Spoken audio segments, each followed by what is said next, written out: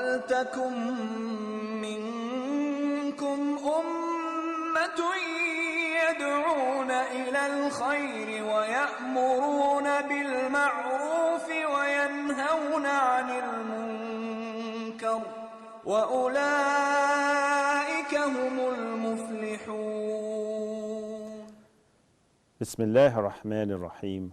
Alhamdulillahi Rabbil Alameen. والصلاة والسلام على سيد الأنبياء والمرسلين محمد وعلى آله وأصحابه أجمعين. I begin with God's name, and I begin by praising God and by sending peace and blessings upon His final messenger Muhammad and his family and companions.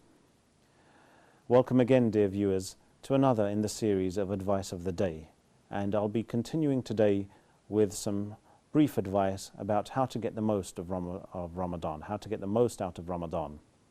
I mentioned last time about moderation of food and drink, and I mentioned as well that there is actually a hadith that some people quote. It does have some weakness in this hadith, but the meaning is correct. And this hadith is that fast and you'll be healthy.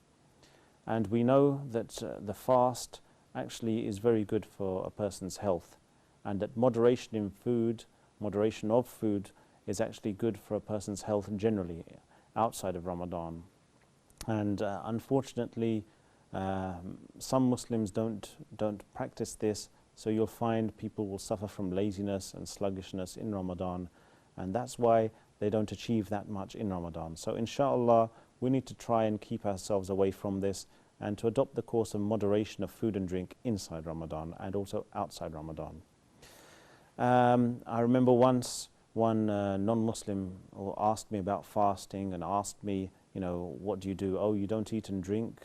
When do you eat and drink then, if you don't eat and drink during the day? I said, around sunset time, that's when we eat and drink. He said, oh, you must really pig out then if you've not eaten and drunk all day.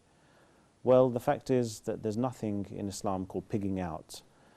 We've been advised in the Quran and Sunnah to follow the path of moderation, and this is especially so in the case of Ramadan.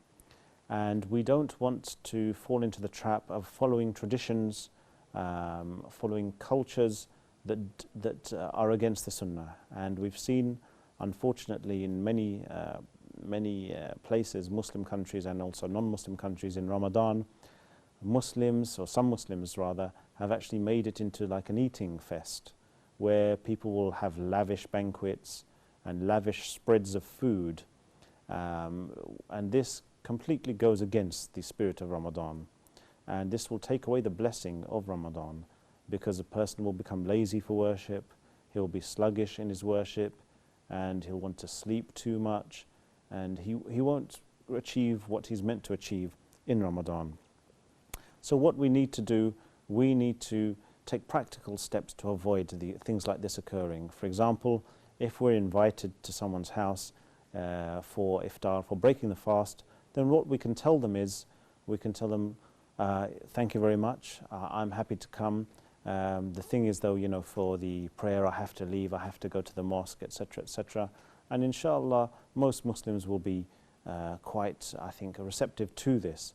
And if we say this, this is just a reminder to ourselves and to other people that Ramadan is more than about food, okay? Yes, food is important. Yes, we can have our iftars on a social basis. We can break our fast with other people, but we shouldn't let this affect our prayer, affect our reciting Quran, etc., etc. And we don't want Ramadan to become some kind of cultural food festival or cultural socializing festival. It's at its essence, Ramadan is at its essence about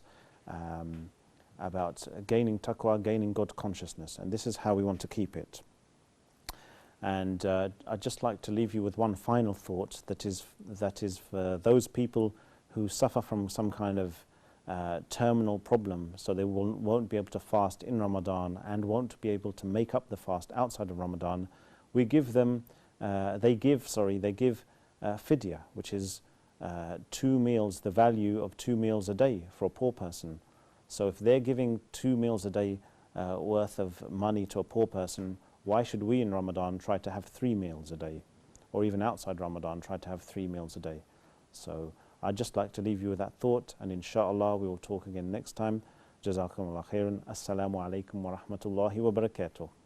وَلْتَكُن مِّنكُمْ أُمَّةٌ يَدْعُونَ إِلَى الْخَيْرِ وَيَأْمُرُونَ بِالْمَعْرُوفِ وَيَنْهَوْنَ عَنِ الْمُنكَرِ وَأُولَئِكَ هُمُ الْمُفْلِحُونَ